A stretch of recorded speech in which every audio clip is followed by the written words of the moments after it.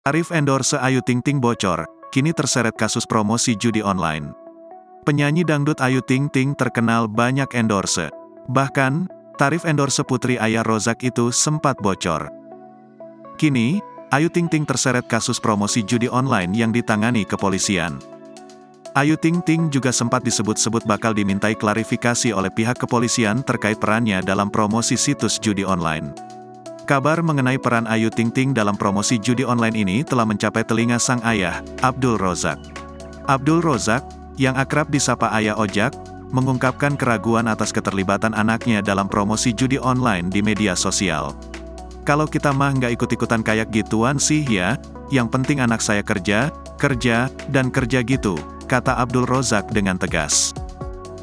Ayah Ayu Ting Ting ini juga menegaskan bahwa ia selalu mempercayai putrinya ketika berangkat untuk bekerja. Ia mengetahui dengan pasti di mana Ayu Ting Ting bekerja dan kapan anaknya sedang off air. Lebih lanjut, Abdul Rozak menjelaskan bahwa semua urusan keuangan dan pekerjaan Ayu Ting Ting dikelola oleh tim manajemen. Selama Ayu Ting Ting bekerja dengan manajemen tersebut, Abdul Rozak merasa anaknya selalu diperlakukan dengan baik. Pundi-pundi harta kekayaan pedangdut Ayu Ting Ting datang tak hanya dari bayarannya bernyanyi dan menjadi host. Namun biduan asal Depok anak dari Umi Kalsum dan Abdul Rozak ini juga banjir rezeki menjadi model endorse sejumlah online shop.